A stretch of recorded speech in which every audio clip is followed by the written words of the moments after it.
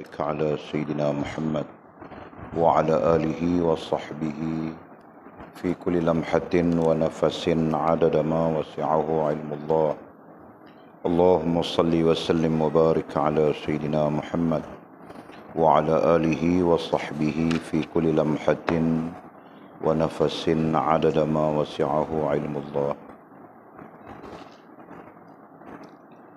بسم الله ما شاء الله، بسم الله ما شاء الله، بسم الله ما شاء الله. وما لم يشاء لم يكن، لا حول ولا قوة إلا بالله العلي العظيم. لا حول ولا قوة إلا بالله العلي العظيم. لا حول ولا قوة إلا بالله العلي العظيم. اللهم ارحمنا بالقرآن واجعله لنا إماما ونورا وهدى ورحمة. اللهم ذكرنا منهما نسينا، علمنا منهما جهلنا، وارزقنا تلاوته آناء الليل وأطراف النهار، واجعله لنا حجة يا رب العالمين. اللهم افتح لنا فتوح العارفين، وارزقنا فهم النبيين، واجعلنا من عبادك الصالحين والمتقين يا رب العالمين. بسم الله الرحمن الرحيم. قال مصنف رحمه الله تعالى: نفعنا الله بعلومه وبكتابه في الدارين، اللهم آمين يا رب العالمين. وبعد قال, alamat yang menunjukkan si hamba itu telah mencapai maqam takdir dan lakuan Allah dan kesenangan ialah ia diperintahkan supaya meminta keseronokan setelah diperintahkan membuangnya dan menjauhkannya. Kerana apabila hatinya telah kosong dari apa sahaja kecuali Allah, maka ia pun diberi kesenangan dan diperintahkan supaya meminta dan berkehendakkan apa-apa yang telah diuntukkan Allah baginya. Dan permintaan itu pula pasti dikabulkan Allah, agar nyatalah bahawa kedudukannya, keredaan Allah terhadapnya, dan perkenan Allah terhadap doa dan permintaannya menjadi nyata dan terdiri dengan sebenarnya. Menggunakan mulut meminta sesuatu kenikmatan dan kurniaan Allah itu menunjukkan kesenangan yang telah diterimanya setelah bersabar beberapa lama dan setelah keluar dari semua keadaan pengalaman kerohanian dan maqam, yakni stesen pengembaraan kerohaniannya, dan setelah menahan diri dari keluar batasan. Jika ada soalan atau bahasan yang menyatakan bahawa dengan tidak bersusah payah lagi menjaga dan menurut hukum-hukum atau syariat itu akan membawa si hamba tadi ke lembah isim. Apa ni? Atheism tak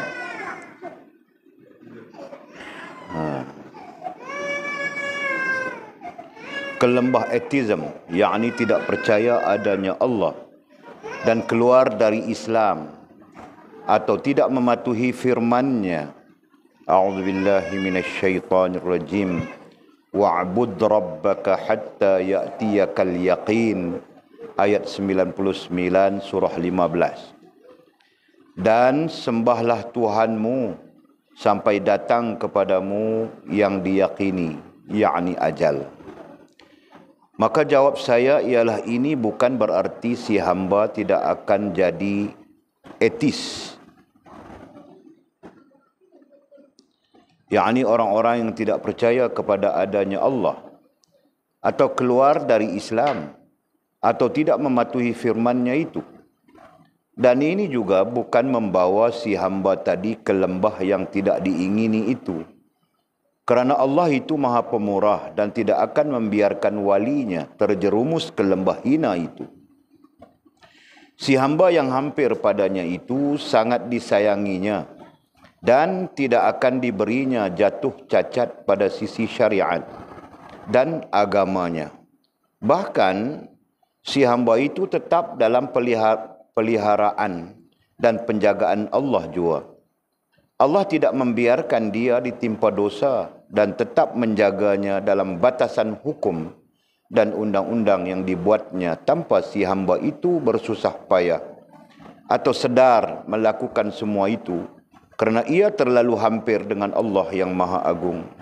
Firman Allah yang artinya lebih kurang, demikianlah kami hindarkan ia dari dosa dan maksiat.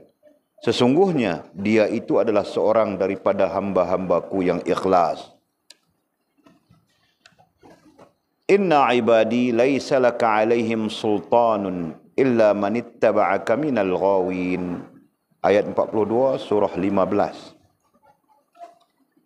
Sesungguhnya hamba-hambaku tidak ada kekuasaan bagimu terhadap mereka, kecuali orang-orang yang mengikut kamu, yaitu orang-orang yang sesat. Lagi firman Allah, illa ibadallahil mukhlasin. Ayat 40 surah 37. Tetapi hamba-hamba Allah yang dibersihkan, yakni dari dosa. Wahai insan, orang-orang seperti itu ditinggikan Allah darjatnya dan mereka adalah objek Allah. Mereka hampir dengan Allah dan berada dalam rahmat, kasih sayang, pemeliharaan Allah yang Maha Pengasih dan Penyayang. Bagaimana pula iblis hendak menghampiri mereka? Bagaimana pula perkara-perkara dosa dan maksiat mencacati mereka? Mengapa kamu lari dari rahmat Allah dan mengabdikan diri kepada kedudukan, yakni darjat? Kamu telah berkata sesuatu yang tidak baik. Semoga tuduhan atau bahasan yang tidak sopan itu dibinasakan Allah dengan kekuasaannya, rahmat dan kasih sayangnya. Semoga Allah memelihara kita dalam kesempurnaan dan boleh memelihara diri dari dilanda dosa dan noda. Mudah-mudahan Allah sentiasa memberkati kita dan memelihara kita dengan kasih sayangnya dan yang tidak terhingga. Nah, kita baca panjang malam ini. Kalau boleh semua habiskan syarahan itu malam ini. Jadi kamu orang baca sudahkah? Baca sudah? Nah, kalau begitu di mana yang tidak faham? Nah, biasakan dengan pen, dengan tanda gitu kan. Di mana-mana yang tidak faham. Nah, boleh baca lagi sekali ya.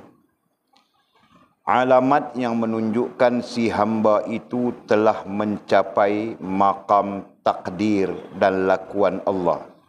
Nah, ini pasti kamu orang tidak faham.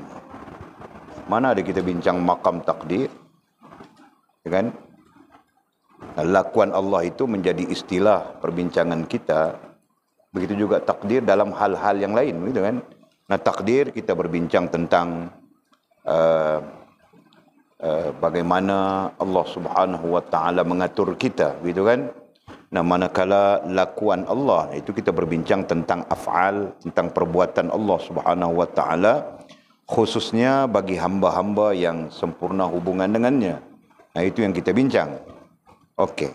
Nah, tiba-tiba datang perkataan makam takdir dan lakuan Allah. Nah, maksudnya mudah saja. Apabila si hamba itu telah mencapai ngam. Ya. Perkataan makam itu boleh diabaikan. Tetapi makam di situ maksud yang lebih tepat adalah ngam dengan takdir dan lakuan Allah Subhanahu wa taala. Itu. Tanda, alamat ai tanda yang menunjukkan si hamba itu telah mencapai makam takdir dan lakuan Allah. Makam ai ngam dengan takdir dan lakuan Allah Subhanahu wa taala. Nah, ada alamatnya, ada tandanya. Dan selain daripada takdir, selain daripada ngam dengan takdir, ngam juga dengan lakuan Allah, dan kesenangan dan mencapai kesenangan ai kedamaian, ketenangan, ya, kebahagiaan.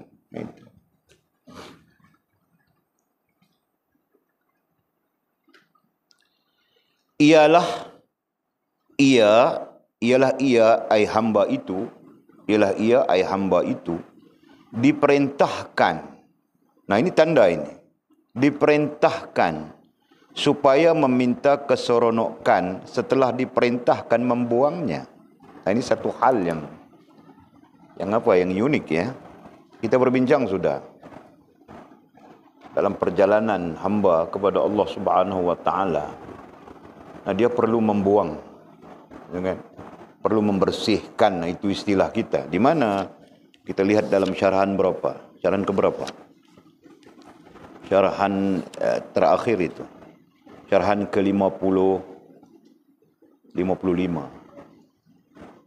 Kesedapan hidup ini dibuang, air perlu dibuang sebanyak 3 kali. Nah itu kan? Kesedapan, keseronokan, gitu kan? Nah, sebanyak 3 kali kita perlu buangnya. Lanjutnya, syarahan 56. Apabila si hamba itu telah menghalau keluar segala makhluk.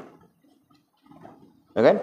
Nah, itu semua gambaran-gambaran yang menunjukkan bahawa salah satu tugas kita, peranan kita untuk membaikkan hubungan kita dengan Allah Subhanahu wa taala adalah membuang makhluk, benda, hal dan perkara daripada menguasai rasa dan perasaan kita. Itu kan?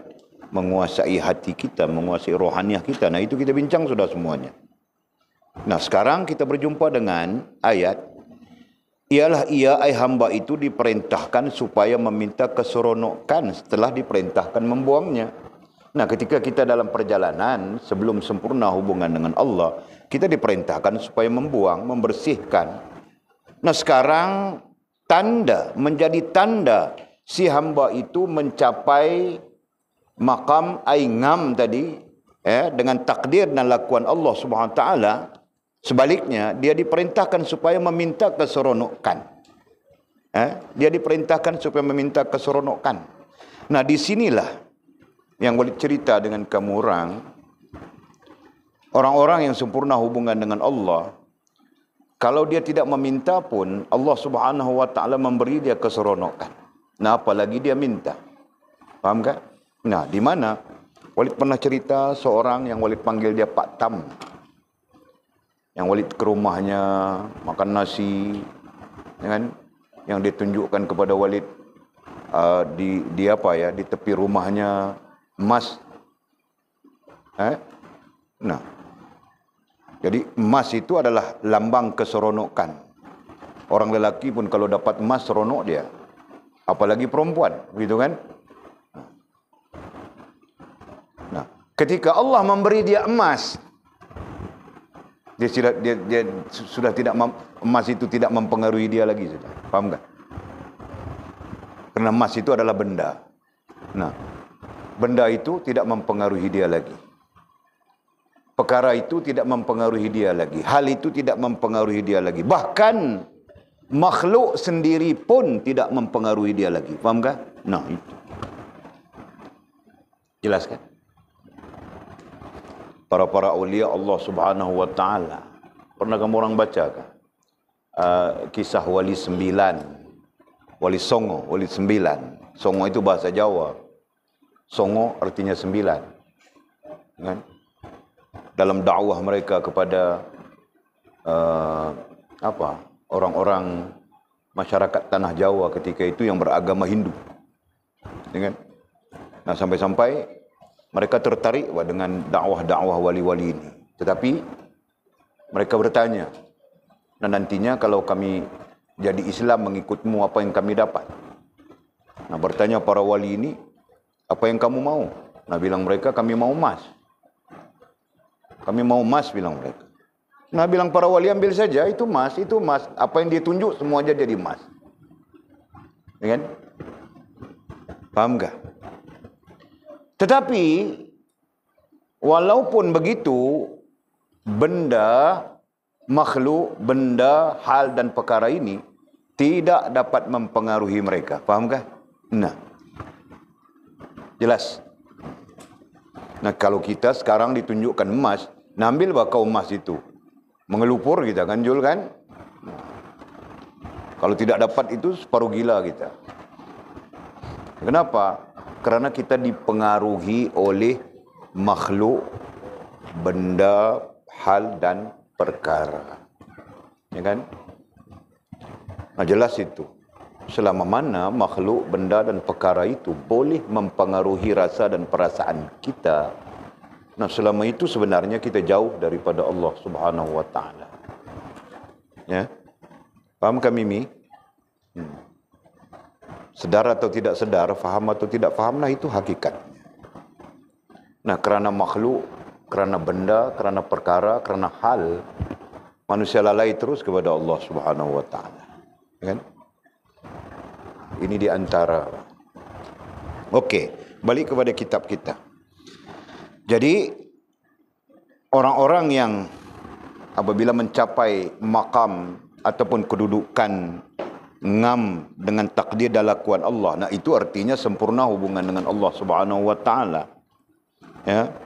Mencapai kebahagiaan, ketenangan, kedamaian. Nah, kemudian ia diperintahkan supaya meminta keseronokan. Setelah diperintahkan membuangnya dan menjauhkannya. Ya, kita diperintahkan membuangnya dan menjauhkannya. Apa? Keseronokan. Ya kan? Nah, kerana apa? Kerana apa nantinya Allah perlakukan begitu, khususnya kepada orang-orang yang sempurna hubungan dengan Allah Subhanahu wa taala, ataupun istilah baru yang kita jumpa ini, ngam dengan takdir dan lakuan Allah Subhanahu wa taala. Nah, kenapa? Kerana apabila hatinya telah kosong, kerana apabila hatinya air rasa dan perasaannya, apabila hatinya air rasa dan perasaannya telah kosong dari apa sahaja kecuali Allah, kerana apabila hatinya, air rasa dan perasaannya telah kosong air bersih, ya, telah kosong air bersih. Nah, jika hatinya kosong daripada pengaruh makhluk, benda, hal dan perkara, nah berarti hatinya, air rasa dan perasaannya juga kosong daripada kotoran-kotoran yang akan merosakkan hubungannya dengan Allah, gitu kan? Nah, ada 3 kotoran: syirik, nifak dan fasik. Adapun syirik, nifak dan fasik itu terjadi kerana rasa dan perasaan kita atau hati kita atau rohaniah kita terpengaruh dengan makhluk, benda, hal dan perkara. Itu kan? Nah, cantum-cantumkan saja maklumat itu. Okey. Maka ia pun diberi kesenangan dan diperintahkan supaya meminta. Maka ia hamba itu. Maka ia hamba itu diberi kesenangan. Nah, Allah memberikan dia kesenangan. Ya. Bagaimana Allah memberikan dia kesenangan? Allah mencampakkan dalam rasa dan perasaannya yang berhubungan dengan Allah kesenangan. Walaupun tiada padanya benda, tiada padanya makhluk, tiada padanya benda, hal dan perkara. Allah mencampakkan ke dalam rasa dan perasaannya kebahagiaan. Walaupun tiada padanya makhluk, benda, hal dan perkara. Nah itu. Nah, ini kita belajar sudah, kerana bahagia itu adalah milik Allah, bukan milik kita. Ya kan? Nah, Allah memberikannya kepada siapa yang dia kehendaki. Okey. Dan diperintahkan supaya meminta sama saja dengan ayat di atas tadi. Dan berkehendakkan apa yang telah diuntukkan Allah baginya. Nah, dia disuruh meminta dan berkehendakkan berkeinginan, begitu kan? Dan berkeinginan apa-apa yang telah diuntukkan Allah baginya. Nah, apa yang Allah untukkan baginya, nah sila minta. Sekarang kau minta, nah seolah-olahnya begitu. Dulu kau buang saja, kan? Nah, artinya apa? Artinya ketika kita dalam proses membuang makhluk, benda, hal dan perkara daripada mempengaruhi kita, nah itu dalam proses berjalan ataupun dalam proses untuk sampai sempurna hubungan dengan Allah Subhanahu wa taala. Nah, kemudian apabila sempurna sudah hubungan dengan Allah Subhanahu wa taala, nah Allah suruh kita minta. Nah begitu. Okey. Dan permintaan itu pula pasti dikabulkan Allah. Bahkan Allah Subhanahu wa taala akan menunaikan permintaan itu. Kenapa? Yang sebelumnya kita belajar ada kalanya Allah tunaikan dan ada kalanya tiada. Nah sekarang permintaan itu permintaan ai doa, gitu kan? Permintaan ai doa itu pula pasti dikabulkan Allah. Allah pasti mengkabulkannya. Kenapa? Jadi jelas-jelas sudah. Pertama karena sempurna dia hubungan dengan Allah Subhanahu wa taala. Ya, yang kedua dia mencintai Allah. Ya. Kita belajar sudah itu hari, sifat bagi cinta adalah memberi, tidak menuntut, gitu kan? Nah, sama saja Allah Subhanahu wa taala apabila dia menyintaimu, maka dia memberi tanpa menuntut apapun darimu. Paham enggak? Sebab itu bilang tadi, kau minta pun dia beri, kau tidak minta pun dia beri. Sama saja. Manusia pun sama saja apabila menyintai, nah dia memberi. Minta pun dia beri, tidak minta pun dia beri. Masya Allah, Masya Allah. La hawla wa la quwwata illa billah. Nah, kenapa Allah Subhanahu wa taala mengkabulkan permintaannya? Padahal sebelumnya kita belajar seperti Walid sebutkan tadi, ada kalanya Allah kabulkan, ada kalanya tiada, gitu kan? Nah, itu ketika dia apa? Ketika dia dalam perjalanan untuk menyempurnakan hubungannya dengan Allah. Nah, itu menjadi ujian baginya. Nah, sekarang sempurna sudah. Lulus sudah hubungannya dengan Allah Subhanahu wa taala. Nah, maka tinggal Allah mengkabulkan saja. Nah, begitu. Agar nyatalah bahawa kedudukannya, supaya nyatalah nyata, mau cakap apa nyata, ya, manifestasi, zahirlah. Nah, zahir bukan, nyatalah itu kita pakai. Agar nyatalah bahawa kedudukannya, agar dia tahu, nyatalah dengan maksud dia tahu kedudukannya di sisi Allah Subhanahu wa taala. Nah, berarti dia nanti tahu kedudukannya di sisi Allah Subhanahu wa taala. Dan yang pada umumnya manusia tidak tahu di sisi Allah Subhanahu wa taala bagaimana kita.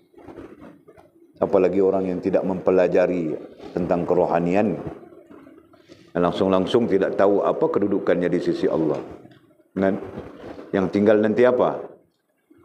Sofia, orang yang tidak tahu kedudukannya di sisi Allah, yang tinggal nanti apa?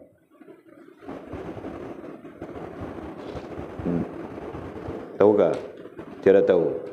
Tidak tahu. Siapa tahu?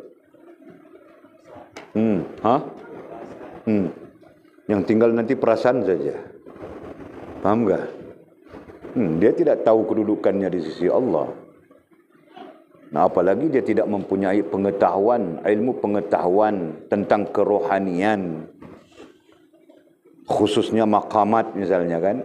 Nah, dia tidak tahu itu. Jadi yang tinggal nantinya perasaan saja. Perasaan bagus, perasaan baik sudah, perasaan pahala banyak sudah, perasaan soleh sudah, gitu kan? Nah, itu nantinya. Nah, perasaan itu apa? Nah, rasa dan perasaan yang salah.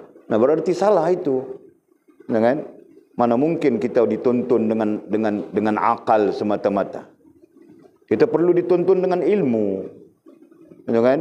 Nah, ilmu yang menuntun kita betul salah kita. Nah, begitu. Kan?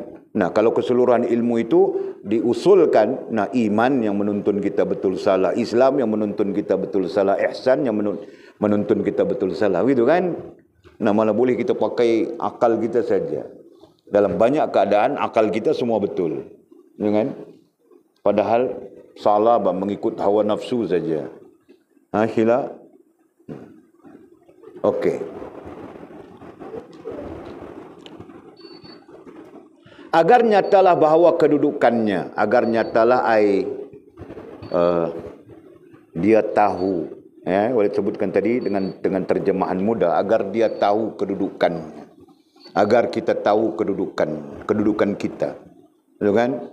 Nah, contoh kita belajar di maqamat awam, tawabin, agar kita tahu kita ini berada di posisi awam, agar kita tahu kita ini berada di posisi tawabin misalnya dari sudut maqamat, walaupun itu bukanlah sesuatu yang perlu diperhatikan, gitu kan? Yang perlu diperhatikan adalah halmu, hal itu. Nah, hal rohaniahmu bagaimana? Hal jasmaniahmu bagaimana? Nah, itu yang perlu diperhatikan. Jelaskah? Nah, nantinya kita akan tahu sendiri kedudukan kita. Nah, begitu. Jelas?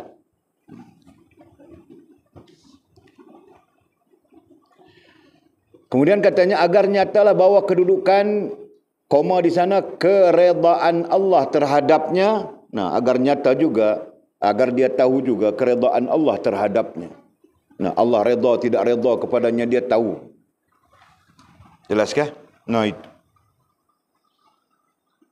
Ini kita sekarang Allah redha tidak redha pada kita pun kita tidak tahu. Apalagi kita berada di bawah pengaruh perasaan itu.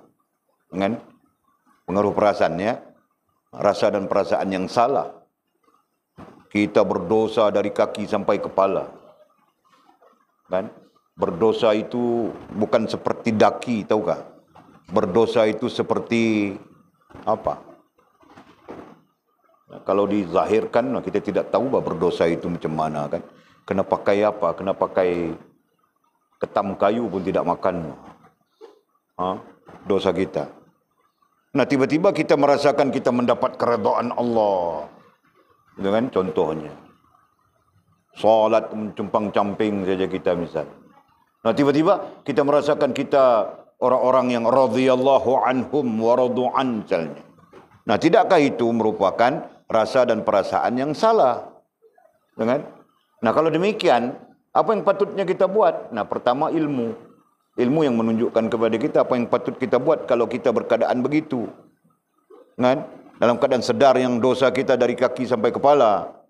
Dosa kita tidak memadai dengan sabun untuk membasuhnya. Perlu dipakai berus tembaga. Nah, itu kan. Tahukah berus tembaga? Tidak tahu. Nah, ada berus yang dibuat dari dawai tembaga itu. Nah, pakai berus itu. Tahukah? Nah, berus itu bukan gunanya untuk cuci pakaian. Berus itu digunakan untuk garu belakang, tahukah? Nanti beli seorang satu garu belakang. Nah, demikian dosa kita. Nah, kalau kita sedar itu, apa yang perlu kita buat? Nah, ilmu mengajar kita. Ya, dalam ilmu, nah kita pun belajar sudah tentang itu kan. Apa yang kita perlu buat, tindakan apa yang perlu kita ambil. Nah, semua itu diajar. Okey. Demikian juga agar nyatalah. Demikian juga agar nyatalah dan perkenan Allah terhadap doa dan permintaannya. Termasuk agar dia nampak, dia tahu bahawa Allah Subhanahu wa taala memperkenankan doa dan permintaannya. Nah, demikian tujuan Allah Subhanahu wa taala. Menjadi nyata katanya, menjadi nyata berarti doanya, permintaannya semuanya menjadi nyata. Nah, menjadi nyata dengan makna berlaku, ya. Ini tidak lari daripada rentetan, ya, rentetan syarahan berapa? Sila lihat muka surat 49. Syarahan berapa ini? Muka surat 49.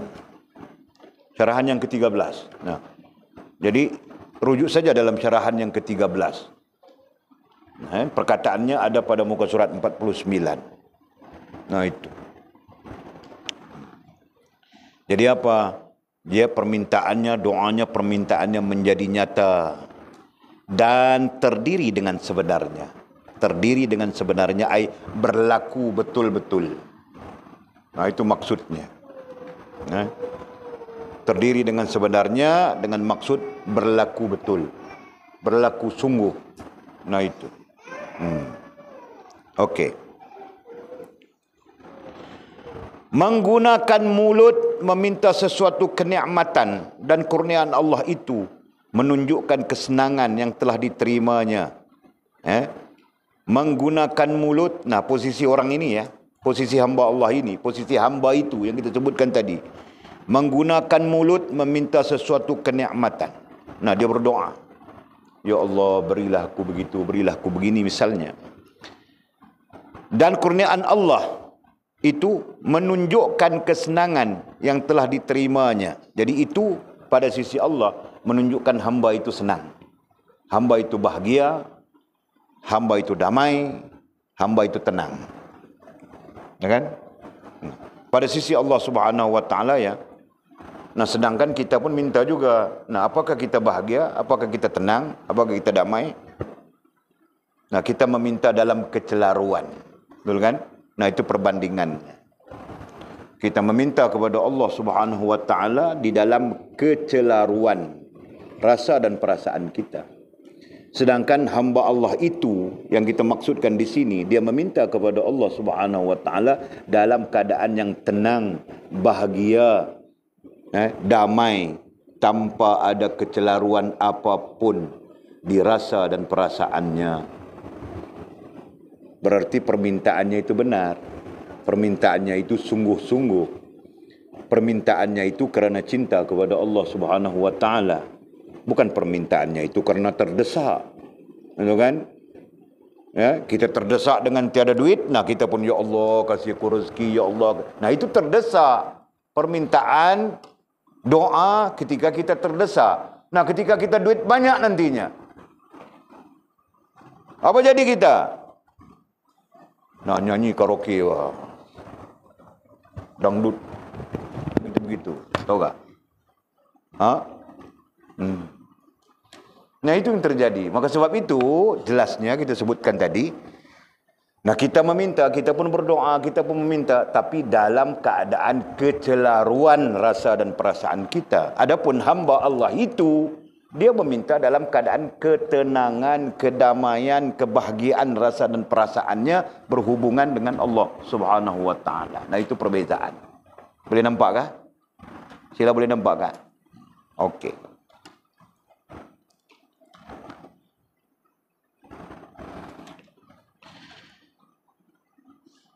Setelah bersabar beberapa lama, yakni sepanjang dia berusaha untuk sempurna hubungan dengan Allah Subhanahu wa taala ya. Setelah bersabar beberapa lama kan? Mau sempurna hubungan dengan Allah Subhanahu wa taala. Nah, belum tentu sehari, belum tentu 2 hari, belum tentu seminggu, belum tentu sebulan. Nah, semuanya terletak pada diri kita. Sejauh mana niat kita, sejauh mana kesungguhan kita, sejauh mana kita berusaha untuk membersihkan rohaniah dan jasmaniah kita. Nah, semuanya terletak pada diri kita sendiri. Ya kan? Nah, kalau macam kamu orang, nah mungkin payah. Kenapa? Suruh baca zikir pembuka rohaniah pun tidak baca. Kan? Nah, mau kasih apa lagi? Mau kasih bom baru boleh. Betul kan?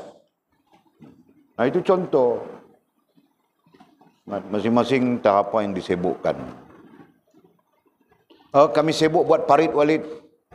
Nah, aku pun sibuk lebih dari kamu orang, bah. Aku boleh saja baca Quran, aku boleh saja zikir sikit-sikit.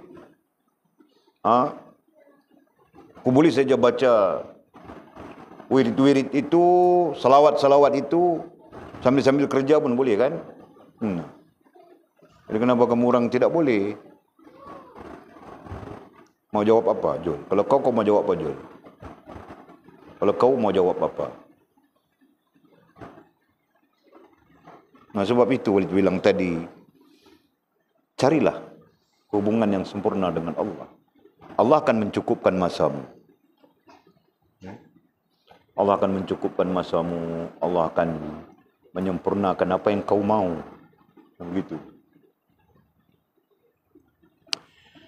Okey, dan setelah keluar dari semua keadaan pengalaman kerohanian, setelah keluar, nah keluar bukan maksud dia pergi ya. Setelah keluar artinya sempurna, bebas, sempurna bebas atau selesai. Nah itu keluar. Dan setelah keluar ai selesai dari semua keadaan pengalaman kerohanian. Nah, selesai setelah keluar ai selesai dari semua keadaan ai usaha sungguh-sungguh yang kita bilang itu, berusaha bersungguh-sungguh untuk membina diri dan terhasil di sana pengalaman kerohanian yang kita bincang sudah kemarin, pengalaman kerohanian. Jadi dan setelah keluar apa tadi? Keluar. Selesai. Nah, istilah mudahnya tadi selesai dari semua keadaan. Keadaan itu apa? Proses. Kan? Perkembangan rohaniahnya, perkembangan jasmaniahnya, mempengaruhi perkembangan maqamatnya. Ingatkah semua orang kamu? Ingatkah? Perkembangan rohaniah. Ingatkah? Nah, naik saja dia kan. Perkembangan jasmaniah, nah berkembang saja dia ke kanan. Nah itu. Jadi itu keadaan. Ya. Nah, nantinya kamu orang tanya, pengalaman kerohanian itu di posisi mana? Nah, aku tunjukkan. Sama saja. Ini. Nah, ini hal rohaniah. Ini hal jasmaniah. Nah, jadi pengalaman itu di mana? Pengalaman itu berada di antara garis ini ya, antara ini garis ini dengan garis ini. Nah, di antara ini adalah pengalaman. Tidak kira kau berada di mana. Nah, ini pengalamanmu. Nampak tak? Pengalaman berada di sini. Nah, itu pengalaman kerohanian. Sedangkan apa yang kau berada di sini dan di sini nanti dicantum, nah berada di mana kau? Paham tak? Yang ini ajar sudah semua orang, Belajar sudah kah? Betul kah? Mimi, kau belajar sudah? Boleh kutanya? Nah, belajar sudah. Mau tanya tidak boleh. Itu yang susah tuh. Okey.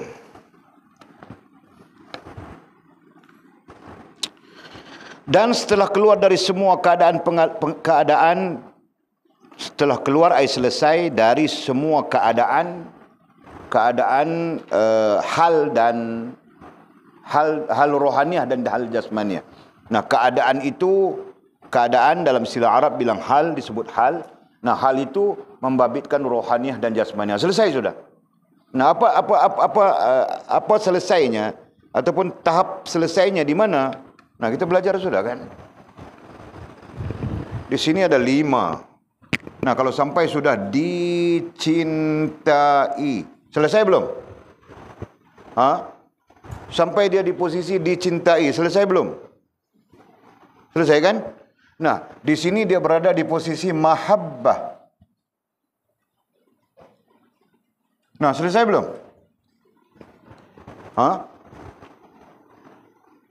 Main angguk-angguk saja kamu orang. Mau angguk pun iya tidak iya saja, macam tidak yakin saja. Nah, sekarang kau aturkan mahabbah yang kau bilang selesai. Apalagi selepas mahabbah? Ada lagi kah selepas mahabbah? Hal rohaniah. Nah, kau atur Mizi. Hal rohaniah. Tidak tahu?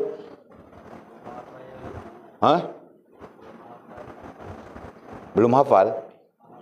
Ya, sampai mahabbah saja kan? Nah, kau atur dari awal sampai mahabbah. Kuat bah? Kuat bah, suara kau tidak didengar orang-orang ni.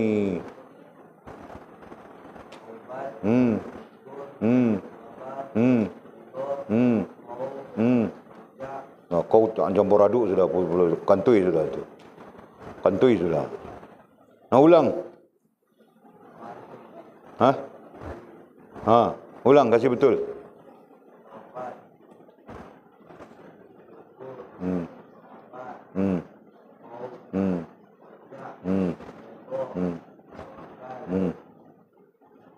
kantoi lagi. Kali kedua pun kantoi juga. Berapa tu? Baru 8.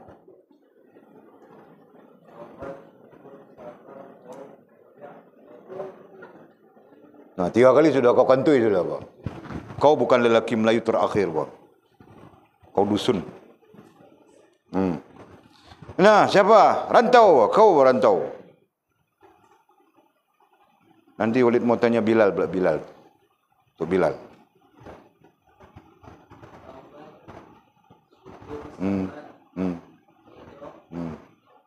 Nah, kau pun kantoi juga, Pak. Ulang balik.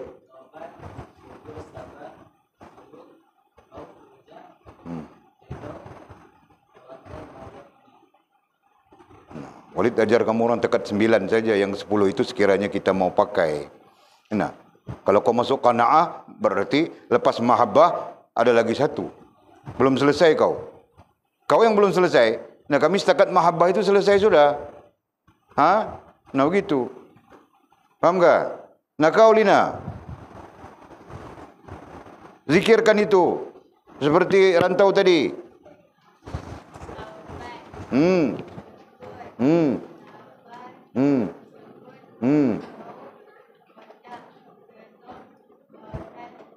Nah, berakhir dengan mahabbah. Berakhir dengan mahabbah, betul kan? Nah, mahabbah selesai sudah. Di sini dicintai oleh siapa? Oleh Allah SWT. Selesai sudah kan? Nah, itulah selesai. Itulah istilahnya tadi. No, kena mahir, Pak. Jadi kalau ada lagi selepas mahabbah itu ada apa? Mahabbah tahap 1, mahabbah tahap 2, mahabbah tahap 3 mungkin begitu kan? Nah, tapi pada sisi ulama sampai mahabbah selesai sudah. Berarti perjalanan rohaniah kita di situ saja. Faham kah? Nah, perjalanan jasmaniah kita pun terhenti di situ saja. Selepas kau dicintai oleh Allah SWT, radhiyallahu anhum wa radu'an. Selesai sudah dia. Jelaskah? Okey. Dan setelah keluar ai selesai dari semua keadaan ai hal rohaniah dan jasmaniah yang membabitkan pengalaman kerohanian. Nah, di situ boleh tunjuk pengalaman kerohaniannya berlaku. Okey. Dan maqam. Nah, apabila pengalaman kerohanian itu dicantumkan, hal rohaniah dengan hal jasmaniah itu dicantumkan. Hal jasmaniah dengan hal rohaniah ya. Jasmaniah itu untuk kita lihat diri kita langsung. Manakala hal rohaniah itu adalah rasa dan perasaan kita, gitu kan? Nah, cantumkan hal jasmaniah dengan hal rohaniah. Nah, kita akan dapat maqam kita. Jelaskah? Nah, nantinya hal jasmaniah kita dicintai. Hal rohaniah kita mahabbah. Nah, makamnya apa? Nah, makamnya bukan siddiqin, bermula daripada salihin, syuhada, siddiqin. Nah, ketiga-tiga itu. Jelaskah? Kalau terasa macam kamu orang macam janggal saja. Tidak belajar lagi kah? Belajar sudah kan? Okey. Dan maqam, yakni station. Nah, itu terjemahan saja ya. Yakni station. Pengembaraan maqam, pengembaraan kerohanian. Nah, pengembaraan itu istilah saja. Ya kan? Perjalanan boleh. Apa lagi? Terserah kita mau guna istilah apa ya.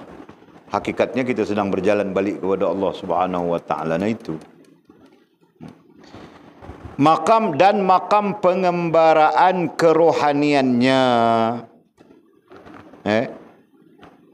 Dan setelah keluar selesai dari semua keadaan ai hal rohaniah dan jasmaniah yang melibatkan pengalaman kerohanian dan makam pengembaraan kerohanian. Nah, itu yang kita cerita tadi. Jadi daripada hal jasmaniah campur dengan hal rohaniah, maka kita dapat makam kita. Kan? Kita tahu makam kita di mana. Okey, itu perjalanan itu dibilang pengembaraan di sini. Dan setelah menahan diri dari keluar batasan. Dan setelah menahan diri. Nah, setelah kita menahan diri kita kan, sungguh-sungguh menahan diri kita. Bukan kita tidak ingin tengok perempuan-perempuan yang cantik-cantik yang mendedahkan aurat mereka. Kita pun teringin juga kan, misi. Nak geramba. Kan? Tapi kita menahan begitu kan. Nah, hilang dia baru kita tengok. Gitu kan Jul kan? Nah. Kita menahan diri kita daripada melihat telefon kita, orang-orang yang miskin-miskin tidak berbaju itu, kita menahan gitu kan. Kita menahan itu, menahan ini. Banyak menahan sebenarnya kan. Nah, akhirnya selepas kita bersabar melalui, selepas kita bersabar menahan, nah sampai kita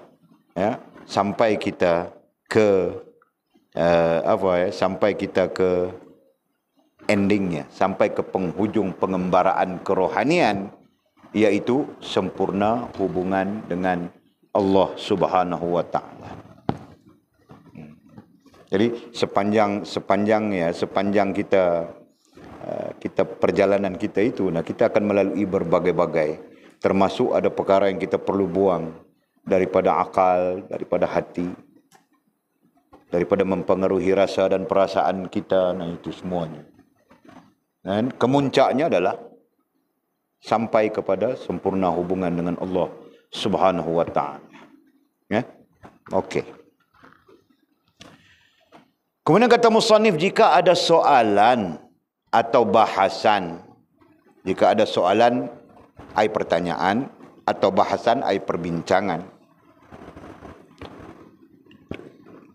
yang menyatakan bahawa dengan tidak bersusah payah lagi menjaga dan menurut hukum-hukum atau syariat itu akan membawa si hamba tadi ke lembah atheism. Ya. Nah, mungkin nanti ada persoalan, begitu maksudnya. Atau mungkin ada perbincangan, ya. Ya, itu mungkin bahkan kita pun mendengar. Kan? Kita pun nanti kamu orang pun bila berada di bila berada di luar daripada pengajian kita, nah kamu orang akan terdedah dengan berbagai-bagai perbincangan, berbagai-bagai perbahasan, berbagai-bagai persoalan. Nah, begitu.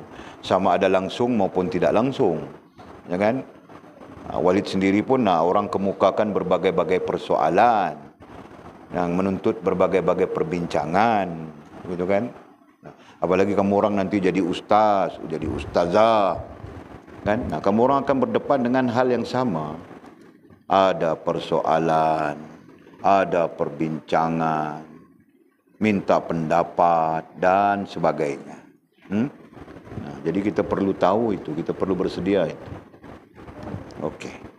Jadi kata musannif, mursyid kita Maulana Abdul Qadir Jailani rahimahullah taala, jika ada soalan persoalan atau bahasan perbincangan yang menyatakan bahawa dengan tidak bersusah payah, itu kalimat pertama ya, dengan tidak bersusah payah lagi menjaga dan menurut hukum atau syariat itu akan membawa si hamba tadi ke lembah atheist. Apa atheist? Yakni orang-orang yang tidak percaya adanya Allah. Nah, itu bilang atheism. Golongan-golongan atheist adalah golongan-golongan yang tidak mempercayai wujudnya Tuhan.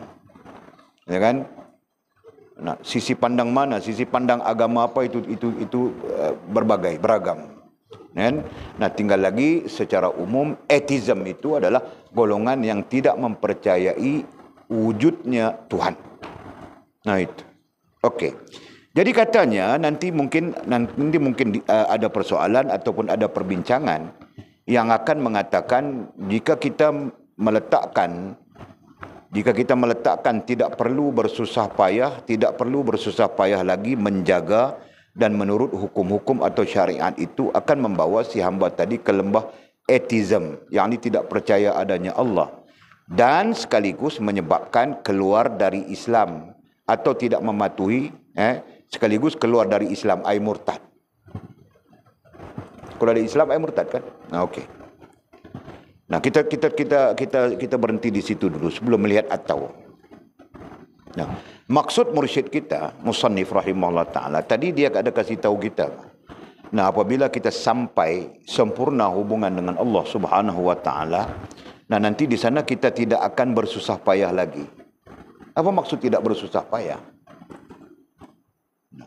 Satu, yang pertama, tidak bersusah payah lagi menjaga katanya. Tidak bersusah payah lagi menjaga. Bukankah kita ketika dalam perjalanan untuk sempurna hubungan dengan Allah, nah di sana kita penuh dengan susah payah, betul kan? Kita penuh dengan bersusah payah menjaga itu, menjaga ini, ya kan? Menjaga hubungan, menjaga perhubungan. Sisi lain menjaga syariat, menjaga iman, Islam dan ihsan. Nah, kita perlu bersusah payah semuanya kan? Nah, tiba-tiba apabila sempurna hubungan dengan Allah Subhanahu wa taala, nah kita tidak lagi perlu bersusah payah, tidak perlu apa yang bilang sini? Tidak bersusah payah lagi menjaga bilangnya. Nah, kenapa tidak bersusah payah lagi menjaga? Nah, kerana di sana Allah menjagamu. Nanti kita bincang di bawah. Nah, jadi tidak bersusah payah lagi menjaga kerana Allah yang menjaga. Maksudnya begitu. Kan? Dan ini tidak bertentangan dengan konsep akidah itu sendiri. Kenapa? Bukankah kita ada dua hal? Satu, izin daripada Allah. Nah, ikhtiar dari kita. Begitu kan? Ikhtiar itu pun termasuk di dalam izin Allah Subhanahu wa taala juga. Nah, begitu. Jadi maksud kita tidak bersusah payah lagi menjaga. Nah, dengan maksud kita tidak perlu ikhtiar menjaga apa? Allah dengan izinnya yang menjaga. Begitu kan? Nah, itu fahaman mudah. Nah, Allah tidak menjaga kita kan? Allah tidak boleh menjaga kita kan? Sehingga kita perlu berikhtiar menjaga. Nah, bukan Allah Maha menjaga, gitu kan? Nah, itu. Dan kita belajar sudah bentuk Allah menjaga hamba-hambanya. Yang istilah kita adalah bagaimana Allah melayan hamba-hambanya. Ya kan? Nah, kasih tahu Walid Fas, ada berapa bentuk cara Allah melayan hamba-hambanya?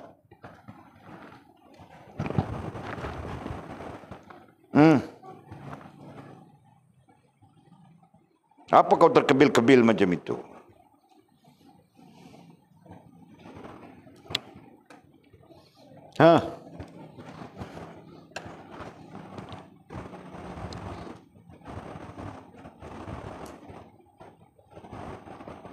Terkebil-kebil saja si Fas. Kenapa?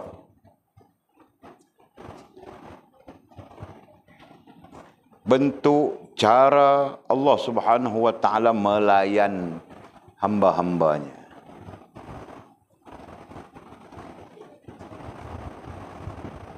Nah, belajar sudah semua orang.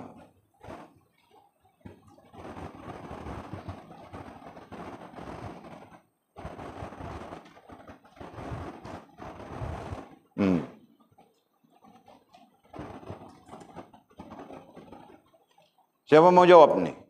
Volunteer. Anjung. Pandai bakal Anjung. Apa Anjung?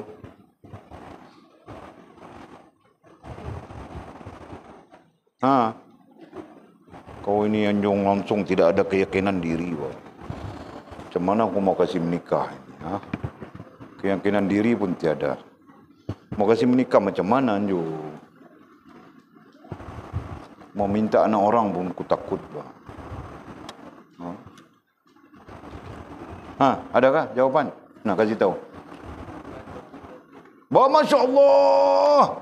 Bagus Banjung. Boleh jadi suami orang sudah. Nah, Anjung bilang Allah melayan kita dengan Rahman, dengan Rahim, dengan Latif. Betul kan? Betul kan? Kenapa kau tidak jawab tadi, Faz? Baru ingat? No, kami sebut baru kau ingat. Oh, belum kami sebut kau ingat sudah. Sebelum murid tanya lagi kau ingat kan? Kan. Wah, dahsyat kau. Walid belum tanya lagi dia ingat sudah. Masya Allah. Nah, jadi Allah Subhanahu Wa Taala melayan hamba-hambanya, makhluk secara umumnya adalah dengan 3 cara. Pertama dengan rahmannya, kedua dengan rahimnya, dan ketiga dengan latif. Dan ketiga-tiga cara itu kita belajar sudah berbeza. Yang latif itu penuh kelembutan, penuh kemesraan. Nah, di sana yang para ulama bilang Allah hanya memberi. Nah, jadi bila kita kaitkan dengan ayat, dengan teks ini ya, dengan tidak bersusah payah lagi menjaga. Nah, kenapa? Karena ketika itu Allah melayanmu dengan sempurna. Dengan apa? Dengan latif. Nah, Allah melayan hamba-hambanya yang sampai di peringkat ini, layanan Allah itu dengan latif. Nah, latif saja tersimpul semua. Ya kan? Sampai-sampai para ulama mengatakan bahawa engkau hanya akan menerima rahmat, kasih sayang Allah Subhanahu Wa Taala tanpa perlu kau bersusah payah. Nah itu. Nah, posisi latif itu. Jelas kan? Nah itu. Kan? Jadi bahawa dengan tidak bersusah payah lagi menjaga dan menurut hukum-hukum atau syariat itu. Nah, maksudnya bukan tidak melaksanakan hukum. Maksudnya kita tidak lagi bersusah payah untuk menjaga. Nah, itu maksudnya. Faham tak? Nah, jadi kita perlu jelas di situ ya. Nah, kalau kita tidak perlu lagi menjaga hukum-hukum syariat dan sebagainya, berarti yang haram kita boleh ambil, boleh buat dan sebagainya. Nah, itu benar, Pak. Kan? Nah, mungkin saja kita jadi etis, mungkin saja kita jadi kafir, murtad dan sebagainya, seperti disebut di sini. Ya kan? Nah. Jadi pastikan kamu orang paham ya, maksud itu jelas. Ya. Bukan tidak menjaga, tidak bersusah payah lagi menjaga, bukan maksudnya tidak perlu melaksanakan. Bukan maksudnya itu. Nah, maksudnya hamba-hamba di posisi ini, hamba-hamba Allah di posisi ini, orang-orang yang sempurna hubungan dengan Allah sebegini, nah mereka dilayan oleh Allah Subhanahu Wa Taala. Nah, begitu maksudnya. Jelaskah? Nah, jadi dia tidak perlu masuk dapur, masak. Dia dilayan, Pak. Nah, ketika dia menjadi tetamu kita, dia tidur, bangun, makan. Nah, dia tidak perlu masuk dapur, betul kan? Dia tidak perlu goreng ikan, nanti mercik-mercik minyak ikan, kena tangan, kena pipi, tidak perlu potong-potong sayur, nanti luka tangan, gitu kan? Nah, tidak perlu dia. Kenapa? Karena dia dilayan. Paham enggak? Nah, itu sama saja ketika kita berada di posisi sempurna hubungan dengan Allah Subhanahu Wa Taala, nah maka Allah melayanmu. Jelaskah? Paham? Paham sudah? Engkau dilayan oleh Allah Subhanahu Wa Taala. Paham? Nah, itu maksudnya kau tidak perlu bersusah payah. Jelaskah? Okey. Ulang ayatnya. Dengan tidak bersusah payah lagi menjaga dan menurut hukum-hukum atau syariat itu akan membawa. Jadi ayat ini tidak boleh pakai dan kan sebenarnya.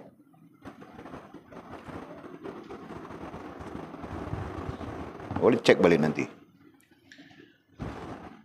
Dan akan membawa si hamba tadi ke lembah etizam, yakni tidak percaya adanya Allah, atau di sini bukan dan.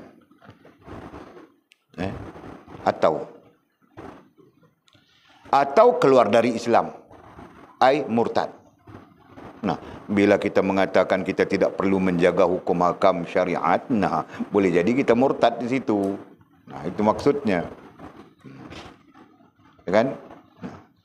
Atau tidak mematuhi firman-Nya, dan mungkin kita termasuk di dalam orang-orang yang tidak mematuhi firman Allah Subhanahu Wa Taala. Surah 99 ayat 15. Wa'bud rabbaka hatta ya'tiyakal yaqin. dan sembahlah Tuhanmu sampai datang kepadamu yang diyakini, yakni ajal. Karena ajal itu adalah pasti. Tidak ada orang yang tidak yakin dengan mati. Betul kan? Adakah orang yang tidak yakin dengan mati?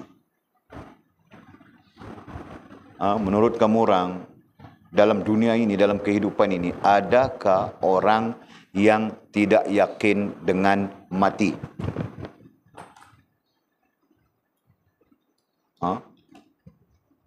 Ada? Tiada? Ada? Tiada? Nah, Sheila, ada tiada? Nah, kok tiada? Ada? Kulit mau paham macam mana? Apa? Tiada orang yang meyakini, apa tadi persoalan tadi? Tidak ada orang yang yakin. Salah sudah ayatku. Tidak ada orang yang, semua orang meyakini mati, nah begitu kan? Nah, semua orang meyakini mati. Etis pun meyakini mati, Pak, etis. Nah, cuma nantinya dia mati, kemudian apa-apa, nah itu dia menurut fahamannya kan. Sama saja, agama-agama lain pun sama saja. Nah, kalau Cina mati kemudian jadi hantu. Tahu tak? Hantu Cina. Yang lompat. Tahu kali Lina? Kau tahu kan Mimi? Hantu Cina. Macam mana kau cerita Mimi? Kau cerita. Hanya itu. Lompat dia. Kau tengok di mana anakku? Kau tengok di mana? Apa tu? Oh, Walid yang buat? Mana ada Walid buat, Pak? Kau ni menuduh Walid saja. Mana aku pernah buat hantu? Kau ni Mimi biar betul, Pak. Nah itu kalau Cina fahaman mereka kan. Nah, ada yang lain faham. Ada yang faham mati kemudian dibangkitkan semula masuk syurga. Nah, ada yang faham gitu terus dan sebagainya menurut fahaman. Tetapi hakikatnya tidak ada orang yang tidak meyakini kematian, tidak ada. Ya kan? Nah, Walid pun belajar ilmu psikologi itu. Orang-orang barat pun meyakini kematian dan kemudian mereka belajar diajar bagaimana menghadapi kematian. Kan? Pelopornya adalah Elizabeth Kubler-Ross. Nanti kamu orang belajar, Pak. Lihat-lihat pandangan-pandangan barat tentang itu. Tapi mau belajar macam mana, ini pun belum selesai. Ya kan? Okey. Nah, jadi ayatnya firman Allah Subhanahu wa taala ini mengatakan dan sembahlah ayat taat dan patuhlah. Nah, itu kaedah tafsir ya. Walid bukan mengajar tafsir, Walid sedang mengajar kamu orang ilmu tasawuf, disiplin ilmu tasawuf. Ya, tapi datangnya ayat Al-Quran, Walid kita masukkan kaedah tafsir di sana. Jadi katanya dan sembahlah ayat taat dan patuhlah kepada Tuhanmu, ay Allah Subhanahu wa taala, sampai datang kepadamu yang diyakini. Sampai datang kepadamu yang diyakini apa? Ajal. Nah, kerana apa? Kerana ajal itu semua orang yakin, tidak ada yang tidak yakin. Okey. Jadi itu dalil ya.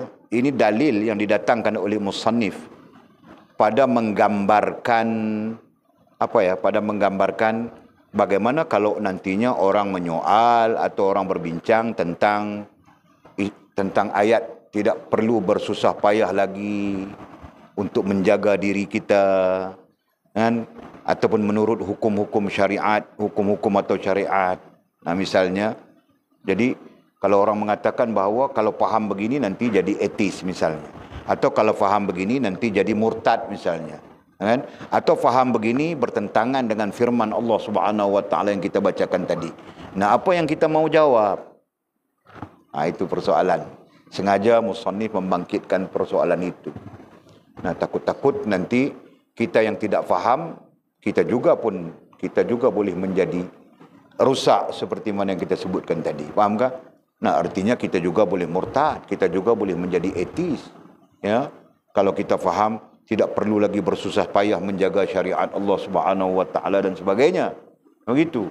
Tapi hakikatnya ayat itu bukan menunjukkan tidak perlu lagi menjaga syariat Allah. Bukan itu hakikatnya.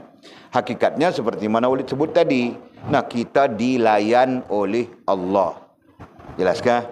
Dengan latif. Nah, begitu. Ya. Nah, Walid ajar sudah konsep Allah melayan. Kalau Rahmannya itu, nah, untuk sekalian makhluknya.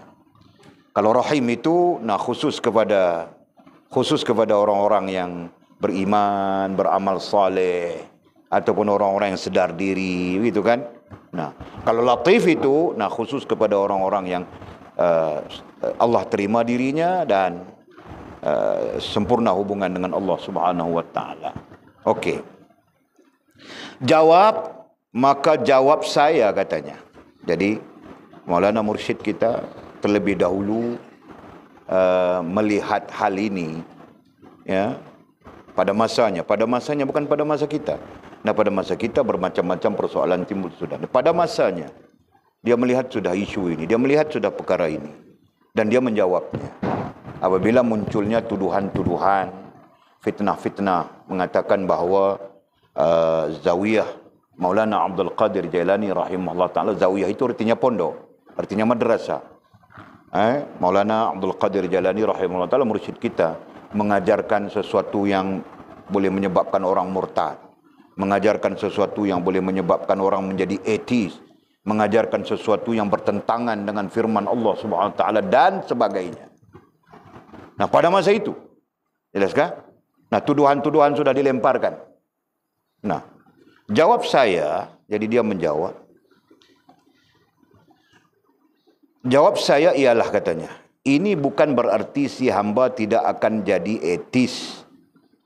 Orang yang tidak percaya kepada adanya Allah atau keluar dari Islam, murtad, atau tidak mematuhi firman-Nya itu, katanya. Dan ini juga bukan membawa si hamba tadi ke lembah yang tidak diingini itu. Kerana Allah itu Maha Pemurah dan tidak akan membiarkan walinya terjerumus ke lembah hina. Nah, ini ayatnya. Makinkan kerana Allah itu Maha Pemurah dan tidak akan membiarkan walinya terjerumus ke lembah hina. Nah, ini bagian daripada jawapan dasar. Bagian daripada jawapan dasar mursyid kita. Nah, tadi Walid kasih jawapan sudah, ya. Maksud tidak perlu bersusah payah itu, dan maksud tidak perlu menjaga dan menurut hukum syariat itu. Maksudnya Walid kasih sudah. Nah, sekarang melihat kepada jawapan mursyid kita sendiri, ya, Maulana mursyid kita sendiri, ya. Jadi katanya, ini bukan berarti si hamba tidak akan jadi ateis.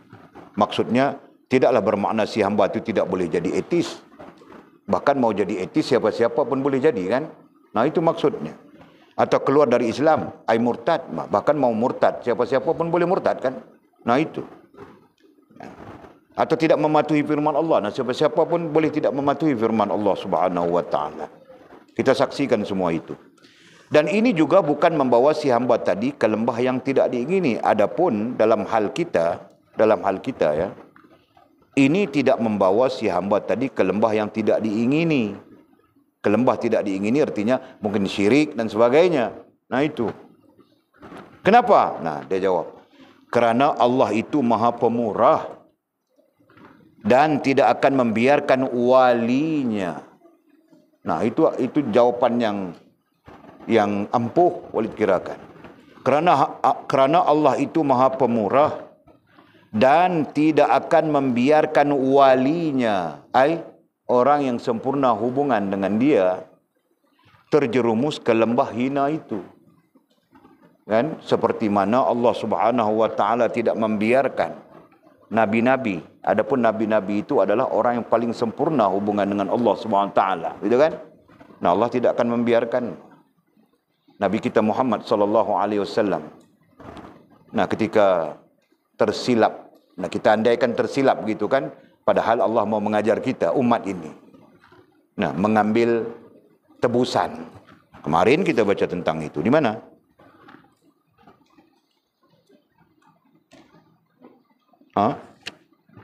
Syarahan yang ke-56. Ya kan? Nah, betul, Pak, betul. Ketika Nabi Muhammad SAW, muka surat 168. Nabi Muhammad SAW bersih dari kehendak dan kemahuannya sendiri, kecuali dalam peristiwa yang tertentu yang Allah firmankan dalam Al-Quran. Misalnya dalam perkara tawanan perang semasa perang Badar. Nah, kan? Yang firman Allah SWT itu kita baca sudah. Nah, maksudnya tidak patut bagi seorang Nabi mempunyai tawanan sebelum ia dapat melumpuhkan musuh-musuhnya di muka bumi. Kamu menghendaki harta benda duniawi, sedangkan Allah menghendaki pahala akhirat untukmu. Dan Allah maha perkasa dan maha bijaksana. Kalau sekiranya tidak ada ketetapan yang telah terdahulu dari Allah, nescaya kamu ditimpa siksaan yang besar karena tebusan yang kamu ambil. No. Ya kan? Paham tak? Nah, ini tentang Nabi kita, Muhammad SAW. Hamba Allah dan manusia yang paling sempurna hubungannya dengan Allah SWT. Baginda Nabi kita Muhammad SAW, Sayyidul Anbiya, gitu kan? Nah, ada lagi apa? Kisah Nabi Yusuf AS. Nah, rasanya sekejap lagi kita akan jumpa kisah itu. Ada di teks kita. Kan? Kisah Nabi Yusuf AS. Nah, Allah menyatakan bahawa ketika Zulaikha menggoda Nabi Yusuf AS. Nah, Nabi Yusuf pun menginginkannya juga. Kan? Zulaikha menggodanya. Nabi Yusuf AS, hamba Allah ini pun menginginkannya juga. Jika tidak kerana Allah memeliharanya. Dalil Al-Qurannya berbunyi begitu. Jika tidak kerana Allah memeliharanya, menjaganya, kerana sabarnya dia, kerana takwanya dia, kan? Maka dia mungkin melakukannya. Kan? Kita lihat firman Allah SWT sekejap lagi. Okey. Nah, itu contoh. Para orang-orang yang sempurna hubungan dengan Allah Subhanahu Wa Taala dijaga oleh Allah Subhanahu Wa Taala. Yang istilah kita tadi apa? Dilayan oleh Allah Subhanahu Wa Taala. Dan layanannya itu berbeza dengan layanan-layanan yang lain. Nah, apa layanan Allah kepada orang yang sempurna hubungan dengan Allah? Layanannya adalah latif. Itu kan? Sedangkan yang lain rahim. Yang lain dari itu rahman. Nah, begitu. Konsep layanan itu perlu difahami. Okey. Jadi jelas. Kerana Allah itu maha pemurah dan tidak akan membiarkan walinya, orang yang sempurna hubungan dengannya, terjerumus ke lembah hina itu. Sama sekali Allah tidak akan membiarkan. Betul kan? Si hamba yang hampir padanya itu sangat disayanginya. Bahkan si hamba Allah yang hampir kepadanya. Nah, hampir itu istilah ya, hampir. Hampir itu adalah istilah. Nah, kita apa? Kita menerjemahkan hampir itu dengan apa? Allah terima diri dan sempurna hubungan dengan dia. Nah, itu terjemahan kita kan? Hampir. Nah, si hamba yang hampir padanya, nya Allah Subhanahu Wa Taala. Si hamba yang hampir, Allah terima dirinya, sempurna hubungan dengannya. Nah, itu. Sangat disayanginya, bahkan bukan disayangi, ini terjemahan, dicintainya. Nah, itu mahabbah, dicintai. Nah, dua-dua istilah aku munculkan sudah tadi. Fas, kau nampak ke istilah boleh tulis tadi? Di situ nampak ke? Nah, apa aku tulis?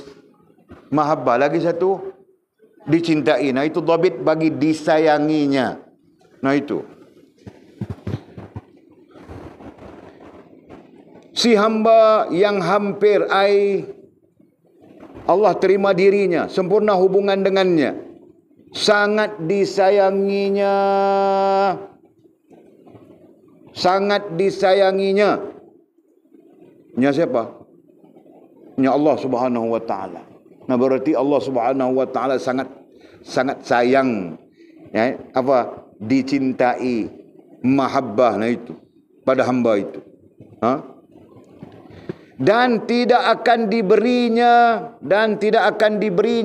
jatuh cacat, tidak akan diberinya jatuh cacat pada sisi syariat, tidak akan diberinya dibiarkannya, tidak akan diberinya dibiarkannya jatuh cacat pada sisi syariat, jatuh cacat pada sisi syariat.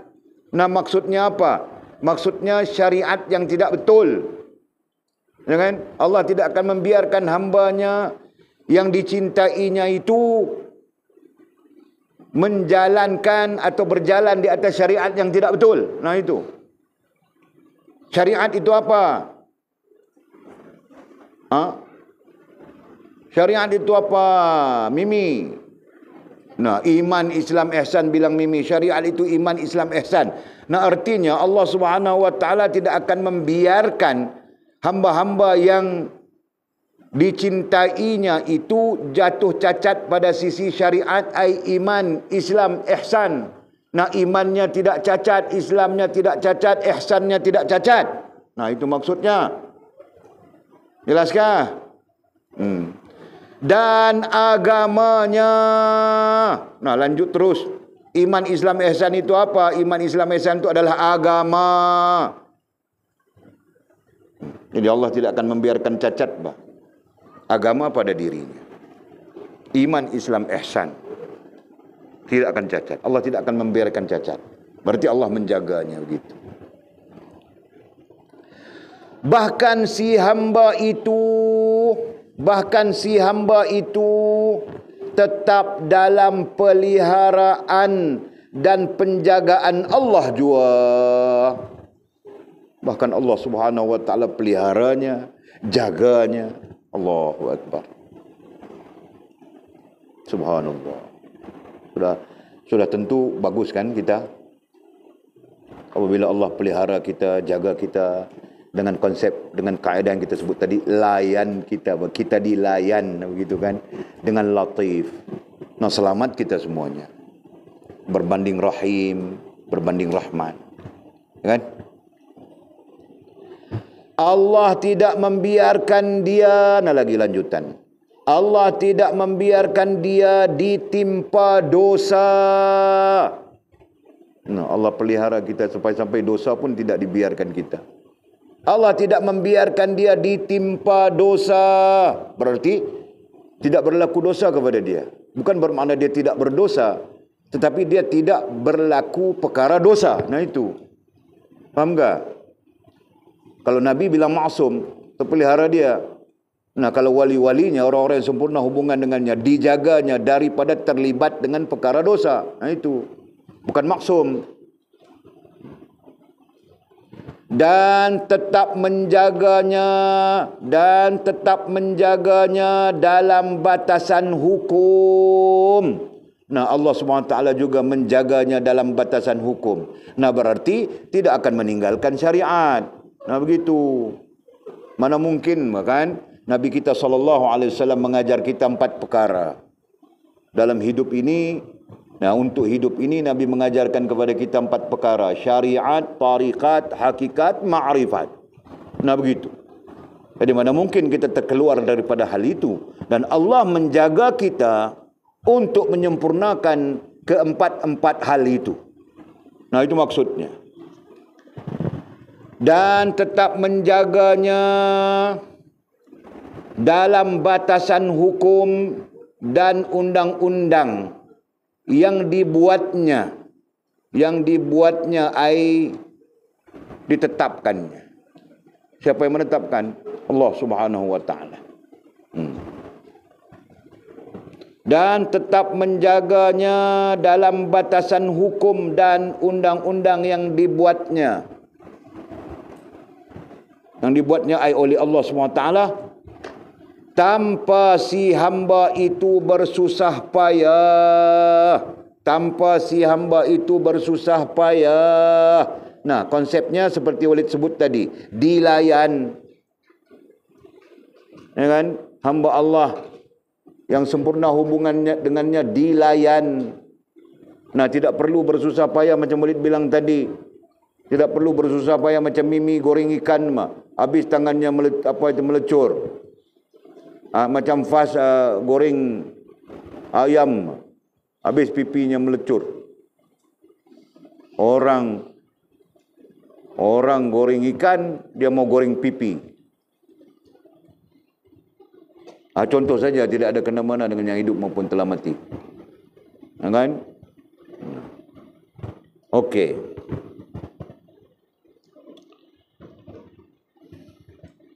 Dan tetap menjaganya dalam batasan hukum dan undang-undang yang dibuatnya tanpa si hamba itu bersusah payah. Nah, faham sudah itu kan? Nah. Atau sedar melakukan semua itu. Atau sedar melakukan semua itu. Nah, apa ini? Kaitannya dengan apa? Tanpa si hamba itu bersusah payah atau sedar melakukan semua itu. Nah, di sini si hamba itu seperti, nah kalau kita mau bilang macam tidak sedar saja. Kan? Pada hakikatnya bukan tidak sedar, tapi sudah menjadi kebiasaan. Itu kan? Boleh faham enggak? Orang yang sudah menjadi kebiasaan kepadanya zikir 1 hari 1000, maka sekejap saja dia rasa habis sudah 1000. Gitu kan? Nah, tidak sedar habis sudah. Nah, orang yang apa tadi boleh bilang orang yang menjaga gitu kan? Nah, tapi kalau kau tidak pernah zikir 1 hari 1000 ataupun kau zikir 1000 3 tahun kemudian baru kau zikir 1000, nah kau mau habis itu kau rasa payah lambat saja kan? Nah, itu. Jadi maksudnya di sini atau sedar melakukan semua itu, si hamba itu seperti tidak sedar. Nah, seolahnya begitu. Melakukan kebaikan-kebaikan, melakukan hal-hal yang menghubungkan dia dengan Allah Subhanahu wa taala. Jadi ada 2 sebab. Kenapa dia tidak sedar? Ada 2 sebab. Sebab pertama kerana sudah menjadi kebiasaannya. Nah, itu sebab yang pertama. Sebab yang kedua, Allah Subhanahu wa taala menutup daripada dia mengingati kebaikan-kebaikan yang dia lakukan. Nah, jadi ada 2 pandangan di situ. Faham tak? Nah, Allah menutup kita daripada mengingati kebaikan yang kita lakukan. Berarti kita tidak ingat bah kebaikan yang kita lakukan. Faham tak? Kita terasa macam, kurang lagi ni, aku mesti zikir begini, aku mesti istighfar begini, aku mesti begini. Nah, kita mau, motivasi itu menyebabkan kita terus mau buat ibadat, mau buat lagi kebaikan dan kebaikan. Faham tak? Nah, begitu. Kalau kita ingat saja, kemarin ku zikir sudah 1000, ini hari tidak apa-apa, tidak payah. Kemarin ku baca sudah Quran, nah ini hari tidak payah baca Quran. Ya kan? Kemarin ku sudah sembahyang subuh, zuhur, asar, maghrib, isya, nah ini hari tidak payah sembahyang kan? Nah, kalau kita asyik mengingat begitu, faham tak? Nah, faham sila. Siapa yang mau menikah cepat faham betul-betul, ku kasih menikah. Nah, yang tidak faham betul-betul, ku tidak kasih menikah. Biar yang lelaki biar tua dalam kain, biar buruk dalam kain.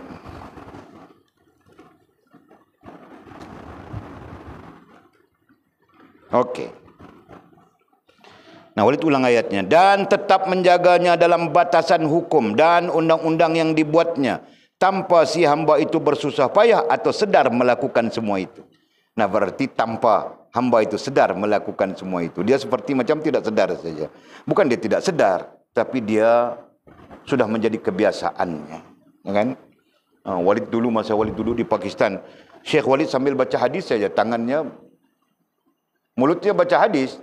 Qala an itu an ini sampai berapa sampai kepada dia. Nah, kemudian dia riwayatkan. Tapi tangannya begini saja. Tasbihnya jalan terus. Nah, mungkin pada paham Walid ketika dia membaca hadis, nah dia pun tidak berzikir, Pak. Tapi kerana kebiasaan, paham enggak? Kerana kebiasaannya tangannya jalan saja tasbihnya. Tahu tak? Tasbih, tahu tasbih macam ini, macam ini. Tangannya berjalan saja. Nah, Walid mau cakap dengan kamu orang, tangan mau jalan, tidak jalan mah. Mau cakap dengan kamu orang, baca kitab ini, dalam masa yang sama tangan mau jalan, boleh tak? Mati hidup balik pun Walid tidak boleh, Pak. Kenapa? Karena tidak menjadi kebiasaan. Faham tak? Nah, begitu. Faham, Sofia? Nah, sebab itu dalam perkara-perkara baik jadikan kebiasaan. Ha? Jelas kah? Begitu. Allah ya Allah. Kerana ia terlalu hampir dengan Allah yang Maha Agung. Nah, kenapa Allah menjaganya begitu sekali? Ya, kenapa Allah menjaganya begitu sekali, melayannya begitu sekali? Kan sampai-sampai si hamba itu sendiri tidak sedar dia melakukan kebaikan-kebaikan yang menghampirkan dia dengan Allah. Nah, semua itu kerana ia terlalu hampir katanya. Semua itu kerana ia terlalu hampir. Yang kita maknakan dengan Allah terima dirinya. Nah, apabila Allah terima dirinya, Allah terima segala apapun yang dia lakukan. Betul kan? Dan sempurna hubungannya dengan Allah Subhanahu wa taala. Nah, itu hampir. Karena ia terlalu hampir dengan Allah yang Maha Agung. Masya Allah, la haula wa la quwwata illa billah. Nah, jelas sudah maknanya kan? Karena terlalu hampir dia, hampir-hampir dia tidak sedar melakukan kebaikan-kebaikan yang menghubungkan dia dengan Allah Subhanahu wa taala. Sama saja kan? Manusia dengan manusia pun begitu. Karena terlalu hampir dengan si jenab simpang 3 itu. Nah, rantau tidak sedar dia melakukan kebaikan-kebaikan untuk jenab. Dia tidak tahu. Malam dia hantar murtabak kepada jenab. Padahal jenab tidak minta murtabak. Datang malam esok rantau antar burger kepada si jenab. Padahal jenab tidak minta burger.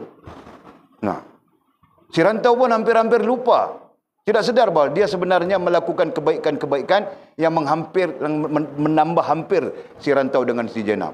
Di mana? Jenab semakin sayang kepada abang rantau. Nah, begitu Pak. Kan? Faham tak? Itu kronologi saja Pak. Kronologi. Kau jangan bikin betul-betul rantau.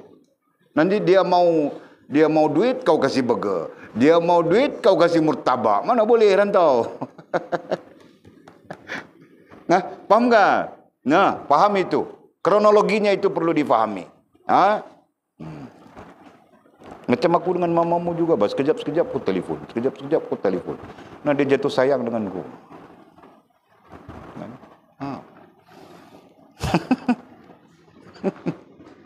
Sedar-sedar bil ribu-ribu. Allah ya Allah. Okey. Tapi tidak apa, kerana aku sudah belajar. Tengah belajar macam kamu orang mana boleh. Sakit otak nanti. Tahu tak? Orang perempuan boleh buat kita sakit otak, tahu tak? Nah, jangan. Kerana itu Imam Nawawi tidak menikah. Kerana dia mau belajar. Menikah sambil belajar, bilang gurunya Imam Syafi'i rahimahullah ta'ala. Apa salah? Dia bilang perempuan nanti menyebabkan aku sakit otak. Ya betul. Kan? Ragamnya, kau tahu tak? Ragam. Nah, satu perempuan ada 10 ragam. Kalau 40 ragam kau kena hadapi. Tahu tak?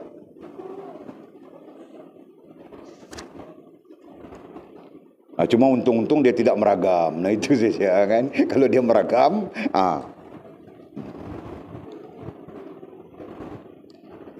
kau jangan meragam Mimi ya. Okey. Kerana ia terlalu hampir dengan Allah yang Maha Agung. Masya Allah. Ini tidak ada gambaran mau cerita. Kita bercerita pun ini sebagai apa saja. Sebagai maklumat saja. Hakikatnya Allah Subhanahu wa taala yang Maha tahu. Dan orang yang merasakannya yang tahu. Ya. Nah, sebab itu Walid tidak pelik apa. Walid berjumpa dengan banyak orang yang seperti ini. Dia tidak heran dia. Kan? Maulana, guru yang sekejap saja Walid belajar dengan dia di Saharanpur. Muzahir Ulum, Saharanpur tempatnya. Di India. Walid sempat berada di dalam majlisnya. Nah, Walid diberitahu dia adalah wali Allah Subhanahu wa taala berdasarkan kepada karamahnya yang berbagai. Kan? Nah, dia yang Walid ceritakan antara ketika blackout, pengajian malam blackout semua, gelap semua. Kan? Tiba-tiba lampu kitab keluar cahaya. Kitab keluar cahaya. Nah, duduk dah. Semua kitab-kitab yang ada di atas meja keluar cahaya. Mengaji kami. Dia. Masya Allah. Jadi Apa yang Walid mau cerita tentang dia? Antaranya adalah dia pakai baju compang-camping saja. Dia melindungi baju dia daripada fitnah dengan cover coat. Tahu tak cover coat? Macam Walid pakai cover coat kan? Nah itu. Adapun baju yang dia pakai di dalam, tampung-tampung saja. Dia cuma ada baju 2 helai. Cover coat 1, baju 2 helai. Dia meninggalkan rumah lebih daripada 40 tahun pada masa itu. Dia meninggalkan rumah. Tahu kan meninggalkan rumah? Nah, istrinya redha, anak-anaknya redha, dia meninggalkan rumah untuk mengajar di Saharanpur. Karena dia datang daripada tengah, India Tengah. Ya. Sedangkan Saharanpur itu sudah jalan ke Kashmir sudah. Ya, dia meninggalkan rumah anak istrinya untuk mengajar hadis di Muzahir Ulum Saharanpur 40 tahun. Nah, berarti 40 tahun dia tidak balik, tidak pulang kepada anak istrinya mungkin, ataupun mungkin dia pulang sekali-sekala selama 40 tahun. Nah, istrinya Masya Allah redha. Anak-anaknya Masya Allah semuanya jadi syekh hadis. Kan? Nanti kalau suami kamu orang pun mau jadi syekh hadis, redha. Ha? Dia mau menikah seorang lagi pun redha. Ha? Tidak bolehkah? Orang ni dunia. Nah, itu boleh cerita. Apakah dia tidak boleh apa ya? Apakah dia tidak boleh, satu sisi pandang ya? Apakah dia tidak boleh berpakaian yang bagus-bagus? Kenapa dia tidak boleh? Boleh. Dia pun boleh. Tapi dia melihat bahawa tidak ada kepentingan untuk itu. Apa yang dia dapat daripada rezeki, daripada apa yang dibilang sana, wazifah, dibilang wazifah ya. Bayaran-bayaran untuk dia, semuanya dikasih kepada murid-muridnya. Dia menaja murid-murid Afrika kalau tidak silap oleh pelajar-pelajar daripada Afrika. Dia menaja dengan apa ya, dengan duit wazifahnya, tahu tak? Jadi dia merasakan tidak ada kepentingan untuk dia berbagus-bagus pakaian. Dia pakai macam itu saja. Makannya pun biasa-biasa saja. Masya Allah. Nah, itu orang yang mau cerita macam mana? Orang yang hampir dengan Allah yang Maha Agung. Nah, segala-galanya itu tidak menjadi penting kepadanya. Kan? Yang penting adalah dia dan Allah. Allah dan dia. Subhanallah. Walid sebenarnya jatuh hati sudah mau tinggal di Muzahir Ulum. Tapi oleh kerana visa Walid mati tidak boleh disambung, Walid terpaksa keluar ke Pakistan pada masa itu. Nah, jika tidak, Walid di Muzahir Ulum itu saja. Allah Maha tahu. Okey. Nah, lihat lagi. Firman Allah yang artinya lebih kurang. Nah, Mu'jam Quran boleh cek ni. Demikianlah kami hindarkan ia dari dosa dan maksiat. Nah, ini berkenaan dengan Nabi Yusuf ini. Ayat ini berkenaan dengan Nabi Yusuf AS. Demikianlah kami hindarkan ia, ay Yusuf, dari dosa dan maksiat. Sesungguhnya dia, ay Yusuf itu, adalah seorang daripada hamba-hambaku yang ikhlas. Nah, Mu'jam keluarkan dulu takhrij ayatnya. Tak ada maksud lebih kurang, tak jumpa. Cuba kaitkan dengan ayat Zulaikha menginginkan dan Yusuf juga menginginkan.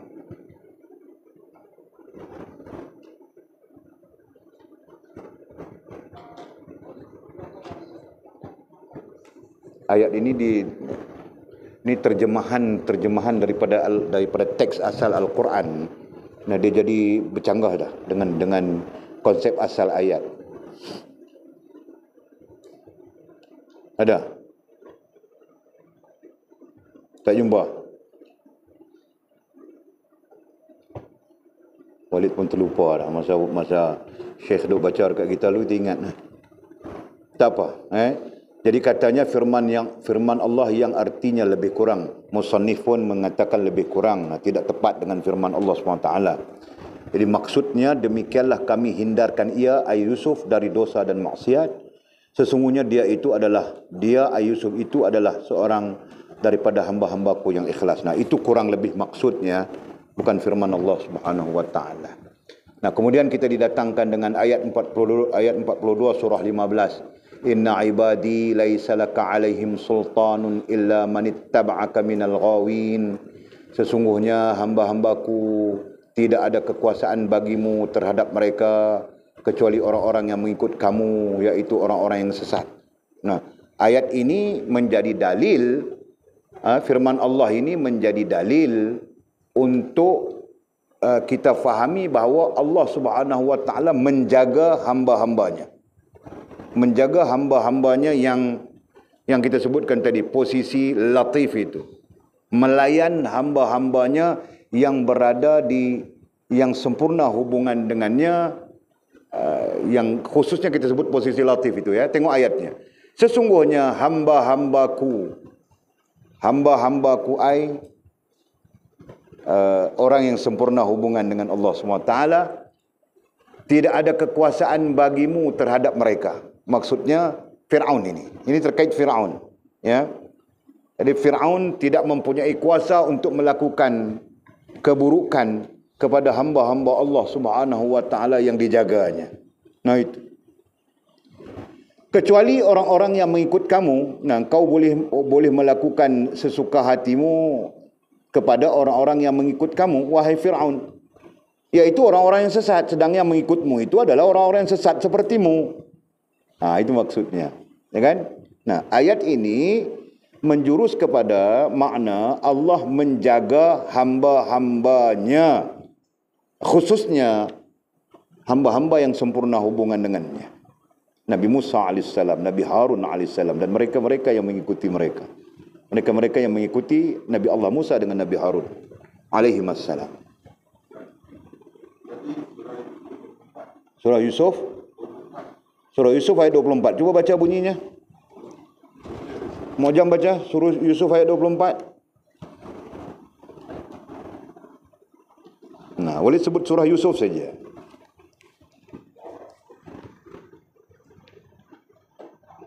Taranum Jaharkah.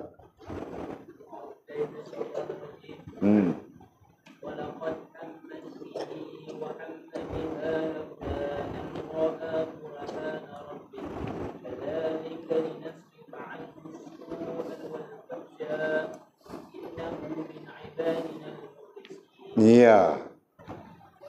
Ini kan? Kalaulah Yusuf itu tidak melihat tanda-tanda kebesaran kami, dalam ayat itu bunyinya begitu. Nah, Bang Daniel, Mu'jam Quran, baca terus maknanya. Surah Yusuf ayat 24-nya, Yusuf ayat 24. Nah, baca maknanya. Perempuan itu adalah Zulaikha. Berkeinginan. Berarti bermaksud menggoda. Nah, terus.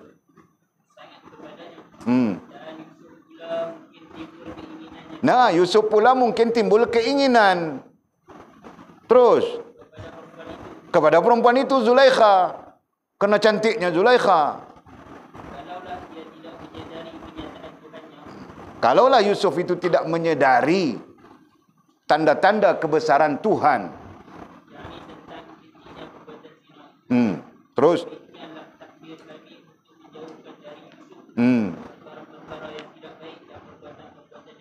Ya.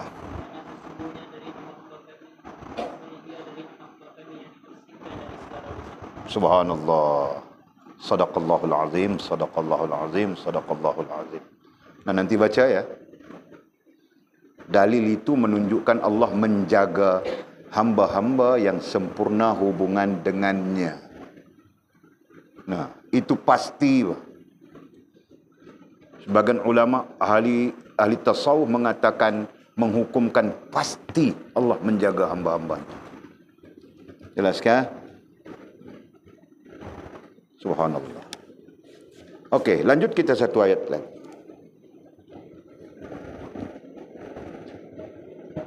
Lagi firman Allah katanya, illa ibadallahil mukhlasin. Ayat 40, surah 37. Tetapi hamba-hamba Allah yang dibersihkan, yakni dari dosa. Illa ibadallahil mukhlasin. Nah, ini tafsirannya.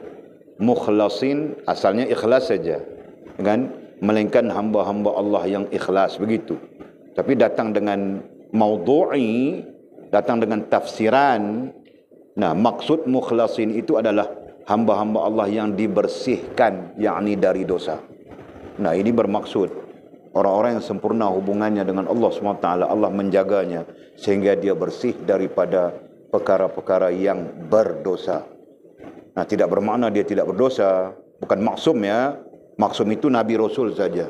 Nabi kita Muhammad SAW, nah itu maksum. Tapi ayat ini tidak terkhusus kepada Nabi. Ayat ini terkhusus kepada umat. Nah, Allah Subhanahu wa Ta'ala membersihkan mereka daripada dosa. Siapa? Hamba-hamba yang sempurna hubungan dengannya. Nah, itu maksudnya. Kemudian kata musannif, wahai insan. Nah, insan sudah bukan manusia lagi. Siapa? Mudah-mudahan kita. Tapi tarji'nya di sana adalah orang-orang yang sempurna hubungan dengan Allah Subhanahu wa Ta'ala, itulah insan. Wahai insan, orang-orang seperti itu ditinggikan Allah darjatnya.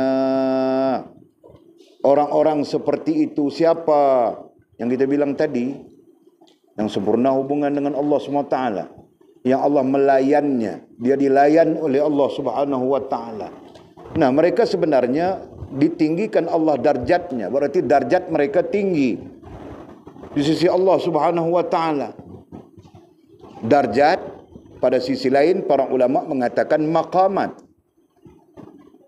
berarti darjat itu adalah maqamat. Nah, ada yang lain pula mengatakan darjat itu adalah kedudukan mereka di sisi Allah Subhanahu wa Ta'ala. Nah, itu istilah umum. Jadi pada kita maqamat itu pun kedudukan di sisi Allah, kan? Nah, jadi orang-orang seperti itu ditinggikan Allah darjatnya. Nah, ada dua sisi pandang yang boleh disebutkan tadi. Maqamat pun boleh dan darjat secara umum pun boleh di sisi Allah SWT. Dan mereka adalah objek Allah. Dalam masa yang sama mereka menjadi objek alat kepada Allah Subhanahu wa Ta'ala. Nah, istilahnya perkakas gitu kan. Perkakas alat kepada Allah Subhanahu wa Ta'ala. Dengan mereka Allah Subhanahu wa Ta'ala menyebarkan hidayah, menyebarkan petunjuk dan sebagainya. Mereka hampir dengan Allah. Nah, lagi datang dengan istilah hampir. Maknanya kembali seperti mana kita sebutkan. Dan berada dalam rahmat kasih sayang. Mereka hampir dengan Allah dan berada dalam rahmat kasih sayang, pemeliharaan rahmat kasih sayang, pemeliharaan Allah yang Maha Pengasih dan Penyayang. Subhanallah. Nah, oleh tidak mau tafsir-tafsir lagi, itu jelas sudah. Bagaimana pula iblis hendak menghampiri mereka. Nah, kalau mereka berada di dalam rahmat kasih sayang, pemeliharaan Allah yang Maha Pengasih dan Penyayang, bagaimana pula iblis hendak menghampiri mereka? Nah, pertanyaan itu. Mereka dijaga oleh Allah, dipelihara oleh Allah Subhanahu wa Ta'ala. Bagaimana iblis boleh merosakkan mereka, boleh menghampiri dan merosakkan mereka? Bagaimana? Nah, berarti tidak mungkin, ya kan? Nah, berarti mereka selamat. Bagaimana pula perkara-perkara dosa dan maksiat mencacati mereka? Nah, soalan yang kedua. Sedang mereka berada di dalam rahmat kasih sayang, pemeliharaan, penjagaan Allah yang Maha Pengasih dan Penyayang. Bagaimana pula perkara-perkara dosa dan maksiat mencacati mereka, boleh merosakkan mereka, mencacati ay merosakkan mereka.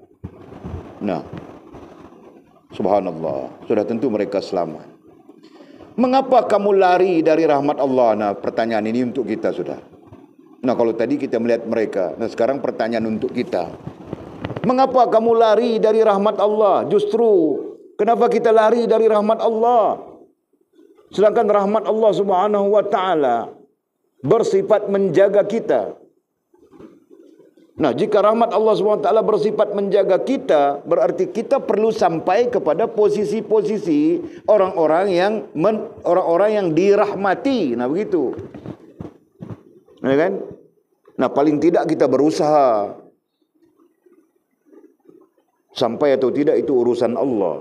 Paling tidak kita berusaha bersungguh-sungguh. Walladzina jahadu fina lanahdiyannahum subulana.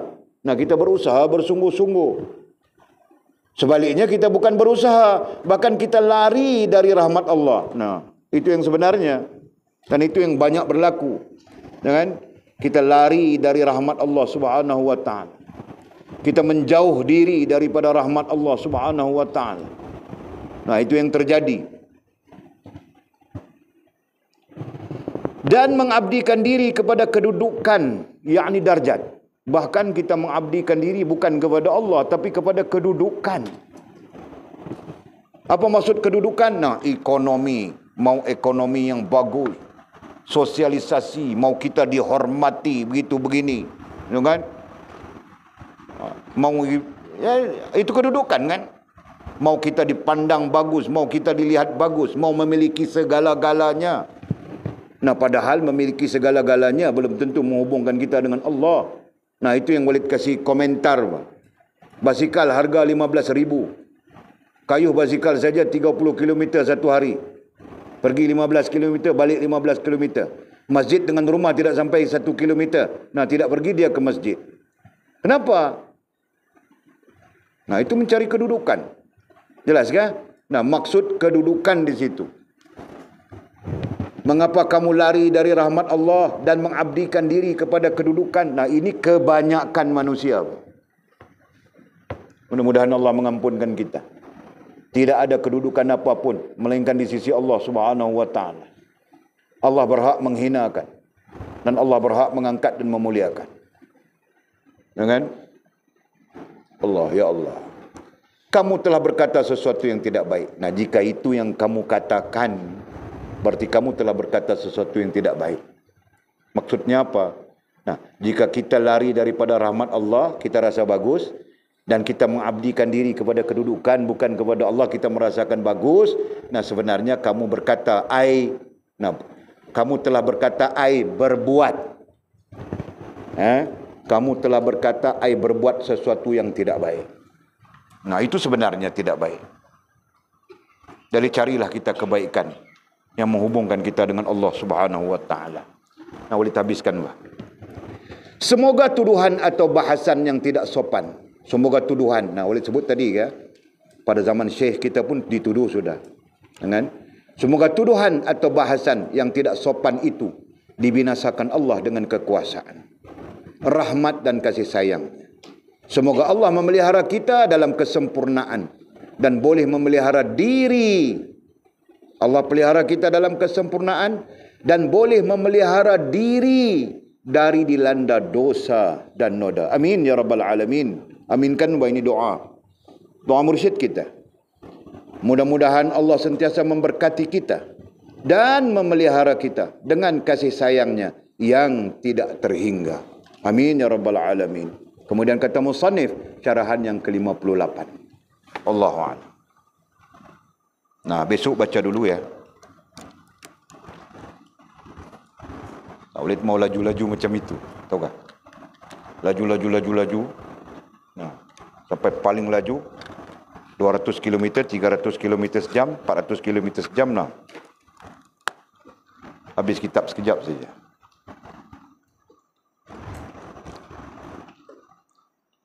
Wallahu a'lam. Ada soalan kah? 9.42, 48 sudah. Kesian kamu orang lapar semua. Lapar kah? Nah, Walid untung. Walid adalah orang yang paling untung. Tidak lapar, tidak heran. Apa kata semua orang jadi macam Walid? Bagus kan? Nah, sip beras kita, sip laut kita.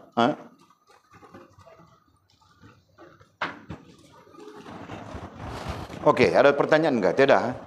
Nah, tiada, tutup cepat-cepat. Bismillahirrahmanirrahim. Alhamdulillahi Rabbil Alamin. Wassalatu wassalamu ala asyrafil mursalin Sayyidina wa maulana Muhammad wa ala alihi wa sahbihi ajma'in.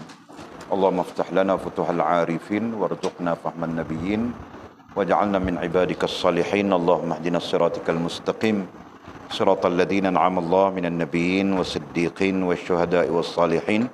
Allahumma rabbana aftah bainana wa baina qaumina bil haqq wa anta khairul fatihin. Allahumma a'inna ala dhikrika wa syukrika wa husna ibadatik. Allahumma faqihna fid din wa 'allimna at-ta'wil. Allahumma faqihna fid din wa 'allimna at-ta'wil. Allahumma faqihna fid din wa 'allimna at-ta'wil. Wa sallallahu ala sayyidina Muhammadin wa ala alihi wa sahbihi wa baraka wa sallam walhamdulillahi rabbil alamin. Taqabbalallahu minna wa minkum. Aqimis shalah.